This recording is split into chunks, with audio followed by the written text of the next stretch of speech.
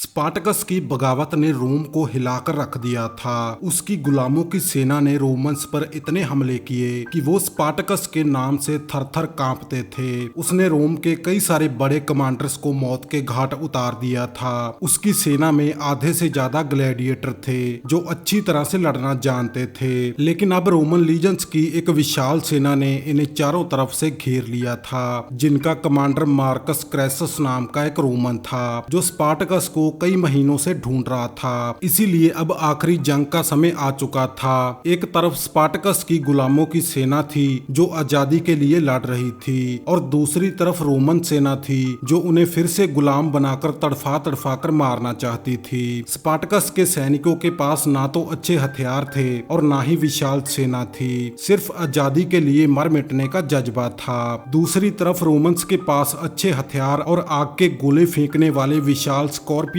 के साथ साथ एक बड़ी सेना भी थी। मार्कस की सेना हमले के लिए तैयार थी और दूसरी तरफ गुलामों की सेना भी जान देने के लिए तैयार थी। जैसे ही रोमन उन पर आग के गोले बरसाने शुरू करते हैं तो गुलामों की सेना उन पर टूट पड़ती है, लेकिन उन्होंने रोमन्स के लिए कई सारे जाल बिछा रखे थे और रोमन सैनिक उनमें फंसने लगते हैं। जैसे ही मार्कस को लगता है कि अब स्पार्टकस के पास कोई चाल नहीं बची है तो वो उसे एक और झटका देता है, क्योंकि उन्होंने विशाल सीढ़ियां बना रखी थी। उनके जरिए वो रोमन सैनिकों पर टूट पड़ते हैं और उन्हें गाजर मूली की तरह काटने लगते हैं। लेकिन मार्कस अभी भी उन पर आग के गोले बरसा रहा था, जिसमें उसके खुद के सैनिक भी मारे जा रहे थे, लेकिन उसे इसकी कोई परवाह नहीं थी। और तभी गुलामों की एक और टुकड़ी रोमन्स पर पीछे से हमला कर देती है और उनके स्कॉर्पियंस पर कब्जा कर लेती है और रोमन्स के हथियार उन्हीं पर चलने लगते हैं। लेकिन अभी भी रोमन्स की तादाद ज्यादा होने की वजह से वो इन पर भारी पड़ रहे थे, और स्पार्टकस जानता था कि अगर उसने मार्कस को मार दिया तो उसकी सेना भी बिखर जाएगी। इसीलिए वो उनके कमांडर मार्कस की तरफ बढ़ता है। दूसरी तरफ स्पार्टकस के सैनिक रोमन्स को कांटे की टक्कर दे रहे थे और बहादुरी से उनका मुकाबला कर रहे थे, लेकिन रोमन्स में भी कई सारे बहादुर सैनिक थे। दूसरी तरफ मार्कस जंग में जख्मी हो जाता है और उसके गार्ड उसे जंग के मैदान से दूर एक चोटी पे ले आते हैं, लेकिन मार्कस गुस्से से पागल हो रहा था। वो एक बार फिर से स्पार्टकस से भागना नहीं चाहता था, और तभी स्पार्टकस किसी जख्मी शेर की तरह खून से सना हुआ यहाँ पहुंच जाता है और मार्कस के गार्ड्स को खत्म करने लगता है। कोई भी उसके सामने टिक नहीं पा रहा था। दूसरी तरफ उसके सैनिक अभी भी रोमन्स का खून बहा रहे थे, लेकिन रोमन सैनिक बहुत ज्यादा थे, जिस वजह से स्पार्टकस के बहादुर सैनिक मारे जा रहे थे, लेकिन उनका हौसला अभी भी नहीं टूटा था। दूसरी तरफ स्पार्टकस रोमन्स के कमांडर मार्कस क्रैसस का सामना कर रहा था, लेकिन स्पार्टकस के गुस्से के सामने वो कमजोर पड़ रहा था। दूसरी तरफ जंग के मैदान में रोमन्स हावी हो चुके थे। उन्होंने बचे हुए गुलाम सैनिकों को घेर लिया था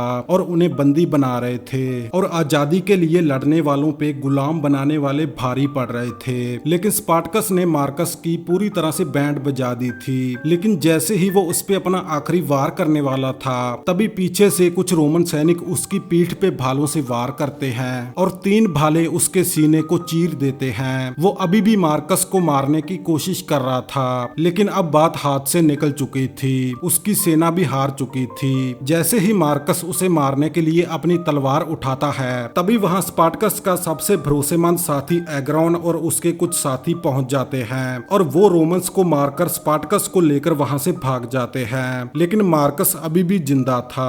उसे पता था कि स्पार्टकस बहुत ज्यादा जख्मी था, इसीलिए वो बच नहीं पाएगा। इसके बाद रोमन सैनिक सभी बचे हुए गुलामों को पकड़कर उन्हें सूली पे चढ़ा देते हैं ताकि आगे से कोई भी गुलाम उनके सामने सिर उठाने की हिम्मत ना कर सके। लगभग 6000 गुलामों को कैपुआ से लेकर रोम तक के पूरे रास्ते पे सूली पे चढ़ाया गया था। दूसरी तरफ स्पार्टकस अपने कुछ साथियों के साथ अपनी आखिरी सांसें ले रहा था, लेकिन उसे इस बात की खुशी थी कि वो एक आजाद आदमी की तरह मर रहा है। अगर आप स्पार्टकस की पूरी स्टोरी जानना चाहते हैं तो मुझे कमेंट सेक्शन में जरूर बताएं। मैं स्पार्टकस की बगावत पे एक डिटेल्ड वीडियो लेकर आऊंगा जिसे देखकर आपकी रूह कांप उठेगी कि रोमन लोग अपने गुलामों पे कितने अत्याचार करते थे और उन्हें जानवर समझते थे।